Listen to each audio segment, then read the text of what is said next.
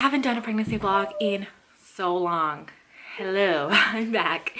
And it's been so crazy. You guys got to see the first couple of weeks of my first trimester, and then after that it was so bad that I couldn't film.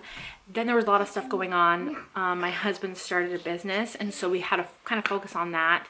And not to mention, we moved across the country. Like, we're on the East Coast. Like, drive 30 minutes and we'll get to the ocean. Like, it's ridiculous. Like, it's a complete transformation. It's completely different. I'm not good with change like a lot of people probably struggle with. And so all that happening, pregnancy happening, I couldn't really function until a couple weeks after my second trimester started. I didn't put anything up. I'm so sorry. I left Instagram, YouTube, both my channels, because you know I have a beauty channel, and I couldn't even do anything. If you guys hear noises, my sons are in here playing with Play-Doh, and they're probably not going to be super quiet. But again, I'm still adjusting. Like, this is the only thing I have set up is some pictures behind my bed, and this is like my pregnancy pillow. And I tried to stick this here so it wouldn't look so bad, and like I don't even have a dresser in here. I don't have my office up. We left most of all of my filming gear and all that kind of stuff back home, my makeup, everything. And so we still have to bring it over, and so it's been such an adjustment, and really crazy. And so that's kind of what's been happening. But today I'm going to recap my whole first trimester for those of you guys that were kind of trying to follow along, and those of you guys that are pregnant at the same time as I am. I'm so excited. Comment down below and tell me how has it been going. I'm so sorry. I'm going to try to film one new pregnancy vlog every week for you guys to kind of keep you updated. You guys talk to me down below in the comments. I would love to see how you guys are doing, if you know your gender yet, because I know I'm 23 weeks. Actually, I'm 24 weeks. Like, the whole getting pregnant thing was kind of weird. And so anyways, by the first, I think after, like, when I thought I was 15 weeks, I went in and they did an ultrasound. It was my first doctor's appointment because I was kind of waiting. I mean, I've had 3 other kids, so I was in no hurry. I was kind of waiting, and then I wanted to go in to hear the heartbeat and get the ultrasound before we moved, because I wanted to make sure everything was going good, and I was getting nervous. And so she did an ultrasound to see how far along I truly was, and she predicted I was 12 weeks, not 15 weeks. So I'm still due in March, but she thinks I'm due later March. So March 24th is my due date, or I think. I'm not even sure because she didn't even talk to me and tell me. I tried to calculate from what the ultrasound said. It said I was 12 weeks and 6 days or something like that. But my next appointment with my doctor, they're gonna tell me for sure what they think my due date is. After they look at the ultrasound that she had done a while ago. So I'm due sometime in March. I thought it was early March. Now it's later March, sometime in March. I don't know. But so I'm calculating that way. I'm 24 weeks today. So first trimester. After you guys saw me those first couple of weeks, I got so nauseous. I couldn't even function. Some days I couldn't even get out of bed. Like, I had to because my husband worked. So I had to get out of bed, and I would just go lay on the couch while they played on the couch. You know, when they played in the living room with their toys. When they went outside, we have like a glass door, so I just laid on the couch so I could see them outside. And we have the cameras. I just watch them on my phone. But I would literally just be laying down. Like, sometimes I just couldn't even, like, I got so nauseous that I knew at any second I would throw up, and I was not gonna let that happen. So I was holding it in, which is even worse. Usually when you throw up you feel better, but I can't even get, like, if I even throw up, like, I will break down. I will break down and just have this big old breakdown, and it's just so hard, which it is hard for everyone. It's hard for everyone. But I mean, I know myself, like, I can be strong up until I throw up, and then I break down. That's just how it is. And so I did throw up a couple times, but I mostly tried to hold it in and still try to eat. Everything was making me nauseous. I'm talking about everything. From food to my dogs, which my dogs always make me nauseous when I'm pregnant. I can just, even if they just got a bath, I can just smell them. I couldn't change diapers, any poopy diapers. My husband had to come, or I would gag. Like I would just be walking through the house and I would all of a sudden gag. Like it happened all the time. I was like a gag monster to the point where the kids are just like, what are you doing? Anyways, so, oh, the worst thing to make me nauseous, probably one of the reasons that I stopped doing my beauty channel and my beauty Instagram, because makeup made me nauseous. And it's terrible. I didn't wear makeup until barely, we got here 2 months ago. And so till barely, I think just last week I actually started to consistently every day put on makeup. And even still to this day, when I put on makeup, even if it's like fragrance free, I can just smell it and I'll get nauseous. I just open up my makeup closet and I can smell it and I'll get nauseous. I've had, you guys know, like the massive, huge headaches, can't even function kind of thing. And it all would come back anytime that I pull my makeup out, even today. And it's so frustrating and so difficult because that's like what I do. That's kind of, it's my hobby and the thing that I do like an hour or two a day to kind of be with myself and have my space. And I couldn't even do that because I was incapable of doing it. It was not that I didn't want to, I couldn't. And so that's what kind of happened. And so I've been so incredibly nauseous. Have any of you guys done that where you can't even put on makeup because the makeup makes you nauseous? So frustrating. I don't even put on foundation. This is just concealer. But anyways, so that made me really sick. I really wouldn't eat much. I ate like maybe eggs, a sandwich for lunch. I don't even know. My husband would have to make me something for dinner. And because I was so sick that first trimester, I couldn't really cook. I didn't do laundry. My husband was such a big help at that time. And like my house was a mess and it was just, I was just sick 24/7. Anyway, so we came here a little bit before the start of my second trimester. And I actually, when I got here, I finally was starting to feel better to where I could actually do things. So I could actually get up out of bed and get dressed and like be active and cook and clean and do all that stuff that I was usually doing. Another symptom from first trimester again is just heartburn. I usually don't get heartburn until the third trimester, but this whole pregnancy I've had heartburn. So anything spicy, anything with spices that are just too strong. So Indian food is out of the question. Yesterday I made taco soup, and even that, like I put jalapeno in it, even though I couldn't taste the spice, like my body reacted to the spices and I got heartburn like this. Let me think, oh, what else? Also something that's been happening since the first trimester, like all throughout the first trimester, is my right side, like my right like hip all the way down my leg to like my ankle now just hurts. It's like tired. It's like as if I'm using that side too much or something, and it's like cramping up on me. And so I haven't asked the doctor about that yet, and I'm going to ask the doctor about that. But that's kind of what happened. So that's basically kind of like my first trimester. It was just a lot of sicknesses. I also did the DNA testing where I didn't, gave my blood to be tested to see what the baby gender would be, and it's supposed to be 99% accurate, and it totally has been.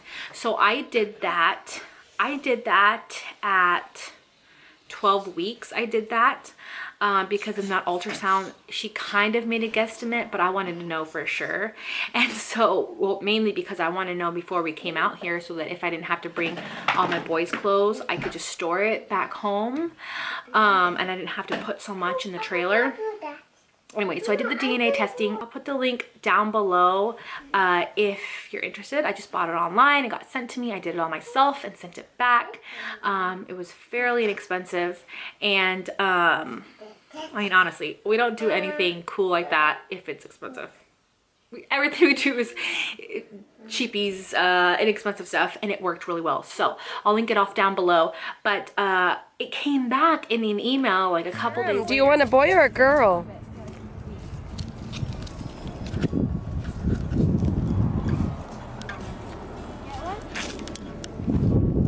You guys ready? Let them hold it. Hold it up. Where's Hiram? Hiram is in school. You want Daddy to do it? Alright, I'm gonna let you guys pop it. I don't want to be here. Okay. Are you gonna pop it or him? You guys ready? You want to pop this big balloon with the stick? You want to poke it? Boy or girl? You want to poke it? Dad's gonna do it No? then. You want me to poke it? Can I hold you? Alright, it's gonna be really loud. Most likely. I'm scared. Hold on a second. I'm scared. Please! Make it a little bit taller so the glitter falls like all the way. 1, 2. Boy. No!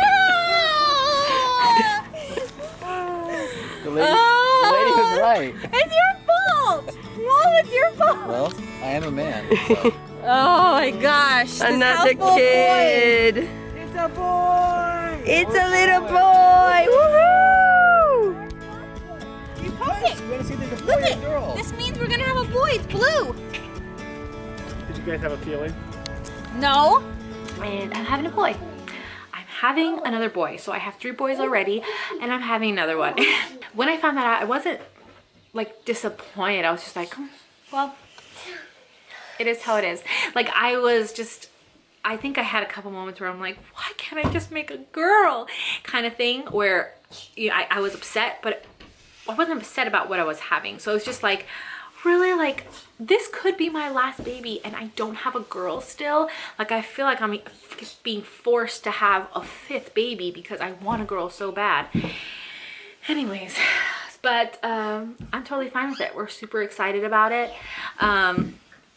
So I think that's the last kind of cool thing that happened the first semester. Okay, so now I'm 24 weeks. So symptoms that I've been having up until these 24 weeks, I'm still getting really bad leg cramps. So it's actually went all the way down to my ankle yesterday, and I didn't really do much to hurt myself. Like, I've just been up, cleaning, doing the regular things that I've been doing. And so I think this time I'm gonna ask my doctor about it for sure and kind of make more of a big deal about it. I've told my doctors before, and they just said, you know, it's just from the baby's, you know, laying on a nerve or something like that, pinching a nerve.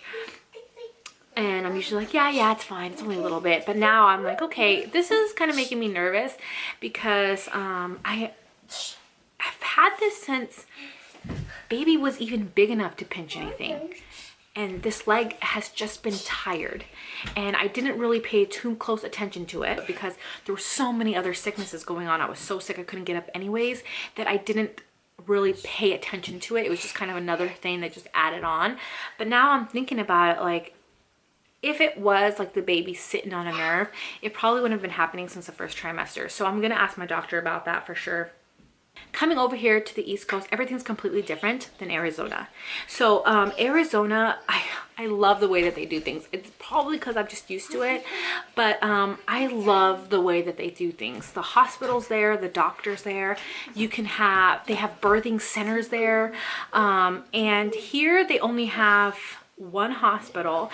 They have a like natural birth room where you can have a midwife in there. There's midwives there at that little section of the hospital, but it's part of the hospital. And so I'm not sure if,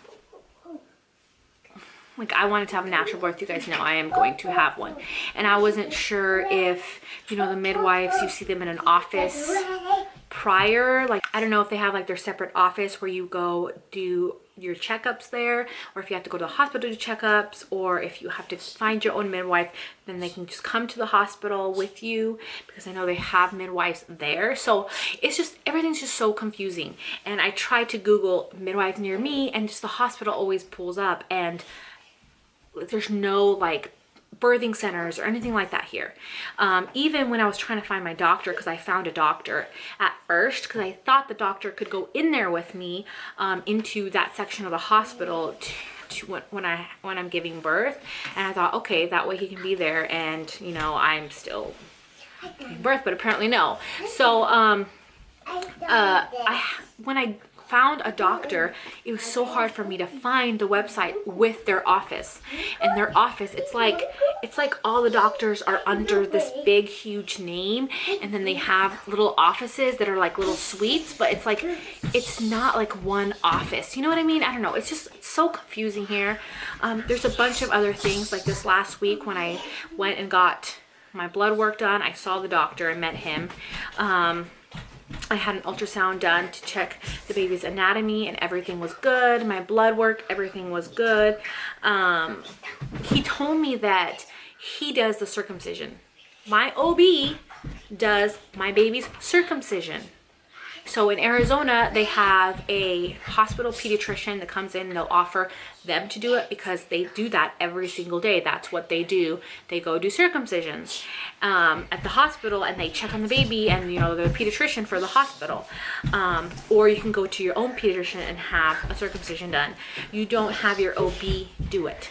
Because to me, that sounds just weird. I don't know if it's like an East Coast thing, but it's like not only does the OB have to worry about delivery and checkups for mom, but now all of a sudden they have like another thing on their plate, which is a circumcision. Which one do they probably do less? The circumcision. And which one are they probably going to slacken if they slacken something? The circumcision. And I'm not good with that. So if you guys live on the East Coast, or if your hospitals do that where the OBs do the circumcision, comment down below and tell me what you think about it. Do you think that they're good? I feel like I kind of think of it like everyone knows when you get the shampoo and conditioner mixed together in one bottle, it's never as good as if you had the shampoo separate and the conditioner separate, because they just work and do one thing, and it just is better that way than them trying to do two things at once. And so that's kind of how I feel about it. And I'm super, not to mention the way that he kind of said it when I explained, like, you do it? Like, they didn't do that in Arizona. He kind of was like, well, that's how we do it. I'm like, well, how do you do it? Because I've had 3 boys, and 2 of my boys were done in the hospital, and they would wrap them up like this, really cozy, put a binky in their mouth.